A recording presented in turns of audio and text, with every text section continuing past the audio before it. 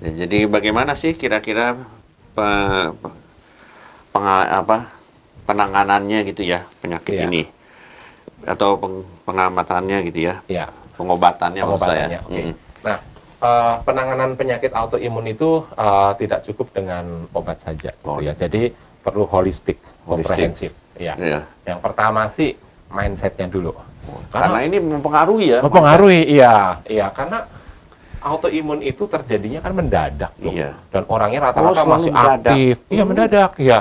Orangnya masih aktif, mimpin perusahaan atau Iya. berkarir, tiba-tiba dia nggak bisa ngapa-ngapain. Iya. Jalan nggak ngapa-ngapain aja sakit gitu ya, Iya. apalagi ngapa-ngapain gitu Iya. kan, lemes lagi ya. Nah, kalau beberapa orang itu merasa dirinya sebagai korban victim satu Iya. situasi ya, satu penyakit. Tapi ini Jadi, kita harus atasi begitu ya, ya, perasaan gitu. nah kalau selama dia merasa victim, ya dia sudah nggak mau ngapa-ngapain, Iya. bahkan di treatment juga sudah nggak Nggak mau, mau. udah pasrah gitu ya. Iya. Nah, terus yang kedua itu complacent, jadi Iya. berdamai dengan Penyakit autoimunnya yang ada, gitu iya. ya. Nah, dia menerima penyakit itu, nah, dia rajin berobat dan seterusnya ya. Iya. Nah, yang ketiga itu rebel atau melawan ya. Iya. Jadi pokoknya saya mau sehat kembali, apapun saya lakukan. Jadi dia Iya. pola hidupnya juga dia perbaiki. Iya. Ya tentunya dia juga berobat ke dokter Iya. juga seperti yang berdamai tadi. Namun Iya. dia terus berusaha memiliki kehidupan yang lebih baik lagi meskipun dia menderita autoimun. Oke. Seperti itu. Iya. Yang pertama. Yang kedua, kita perlu mengurangi stres Iya. ya, karena stres ini menjadi salah satu Itu mas segala penyakit pemberat. kayaknya. Ya, salah satu penyakit. Dan juga berjemur. Nah, ini paling murah nih. Iya, ini paling murah. Tuhan kasih kita matahari ya, Iya, meskipun itu. orang sering menghindarinya. Mm-mm. Jadi wajib untuk penderita autoimun itu harus terpapar dengan sinar matahari. Iya. Kecuali seperti penyakit lupus gitu ya, dia Mm-mm. sensitif terhadap Terhadap sinar sinar matahari, matahari, itu dia iya. nggak bisa. Itu 15 menit ya, 5 sampai 6 kali seminggu ya. Nah, itu kalau di waktu Indonesia bagian barat ya jam 10 sampai jam 11 itu ya. waktu yang terbaik Paling ya. terbaik ya. Sinar UVB-nya paling banyak ya. Tapi cukup 15 menit aja. Iya. Kalau di Wita ya jam 9 sampai jam 10 Iya. gitu ya. Seperti itu. Nah, juga makanan-makanan yang kayak vitamin D seperti misalnya kuning telur, ya tahu, tempe, susu kedelai itu sangat bagus. Oke. Kemudian obat-obatan ya, obat-obatan seperti steroid, methotrexate yang harus diresepkan dokter ya, Iya. tidak boleh konsumsi sendiri. Iya. Jadi obat-obatan harus Dari resep dokter ya. karena Gitu. obat-obatan ini meskipun efek sampingnya itu Sedikit ada, tapi ada. tetap ada, itu cukup Iya. cukup ada, tapi lebih besar manfaatnya daripada kerugiannya. Oke. Jadi teman-teman harus tetap dalam kontrol dokter ya. Iya. Dan satu lagi itu mengenai madu hutan. Dan Ya, madu mungkin ini hutan bisa ini, penjelasan. Saya dengar Dokter Edi sudah riset ini, bisa lebih detail yang ini Iya, begitu. iya betul. Nah, jadi waktu saya membaca buku tadi itu Iya. ternyata enzim itu berperan penting. Iya. Jadi saya melakukan banyak sekali penelitian dari mana kalau enzim itu sudah berkurang begitu Iya. kan. Nah, akhirnya dari berbagai bahan yang ada di Indonesia itu saya temukan di madu hutan. Oke. Nah, itu yang paling namanya enzim-enzimnya paling mirip dengan pada manusia gitu Oh. ya. Jadi mirip enzim gitu Ya, ya. betul. Itu madu hutan. Ya, saya gunakan lemon juga ya. Itu untuk pengobatan itu. Ya. Ya, jadi bisa lebih jelas artinya Dokter Edi menyediakan mengenai madu hutan ini begitu untuk orang-orang yang mungkin ingin tertarik mengatasi penyakit autoimun gitu. Iya. Nah, memang saya akhirnya penelitiannya di madu hutan itu. Iya. Tapi ternyata memang waktu saya berikan ke istri saya yang kena autoimun, Iya. tidak berdampak sama sekali. Oke. Nah, jadi ada satu missing link gitu ya, Iya. satu yang hilang.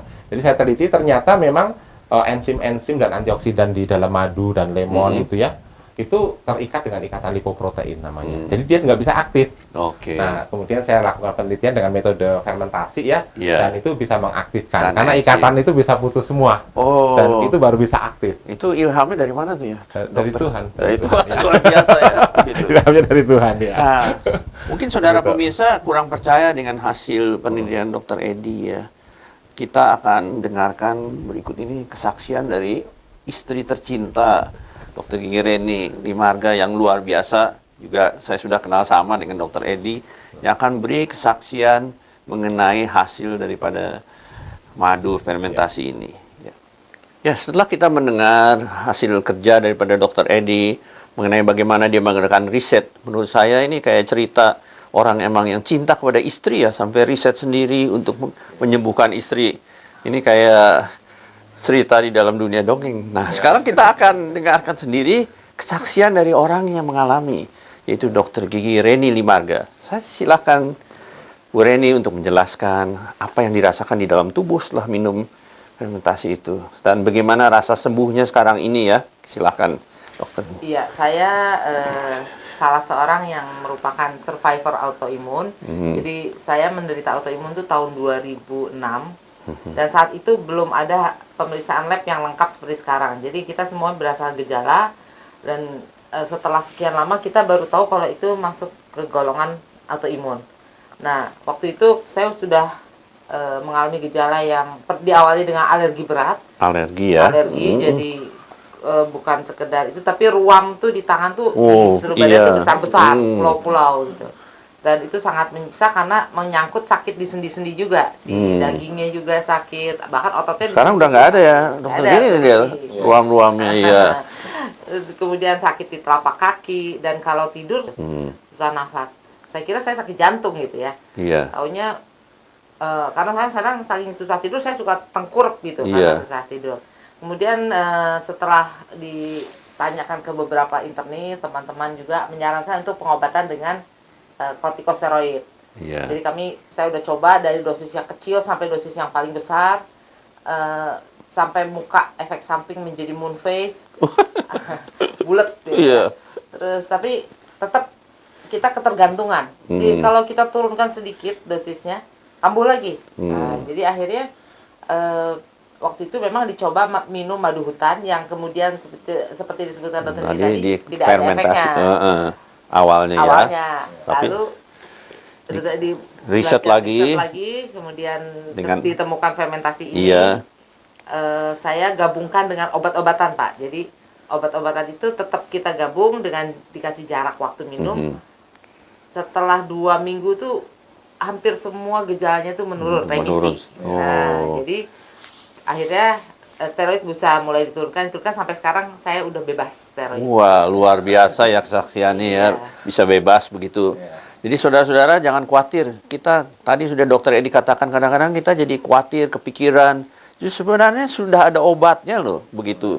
Jadi tinggal menghubungi dokter Edi sama dokter Gigi Reni, dan Anda tentu lebih percaya kalau sudah ada kesaksian dan bisa lihat tuh dokter ini sehat sekali sekarang, luar biasa begitu ya.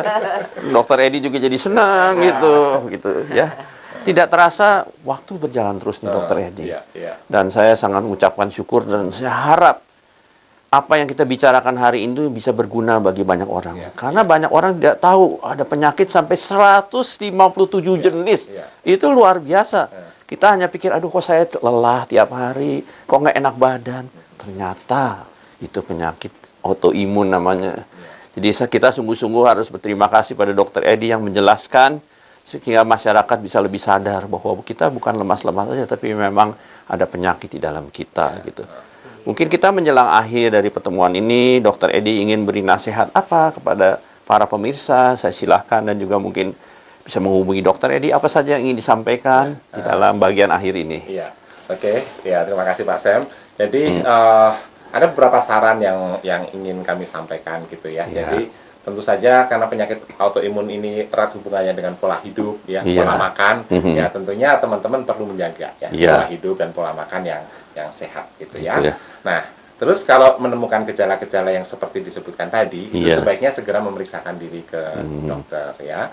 Nah, dan juga mengenai proses fermentasi ini saya buat sekarang supaya ini bisa menjadi berkat untuk banyak orang gitu ya. Meskipun ini bukan obat, namun sebagai minuman yang sehat gitu ya. Tapi ini mudah-mudahan sih bisa membantu banyak orang di seluruh Indonesia yang kebetulan atau dengan tanpa diharapkan menderita penyakit autoimun ini. Seperti itu Pak Sam. Oke.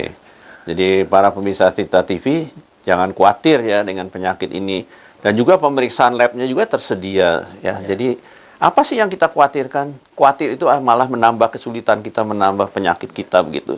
Jadi hidup sehat itu yang terpenting kata dokter Edi. Nah, mari kita jalankan. Nah, kita akan mengakhiri dan saya Samuel sebagai pembawa acara dan dokter Edi dan Bu Reni sebagai kesaksian mengucapkan diri ingin mengundurkan diri dari acara ini. Kiranya berguna, jangan lupa kontak Dokter Edi kalau Anda inginkan di dalam nomor WA di bawah ini. Sampai berjumpa.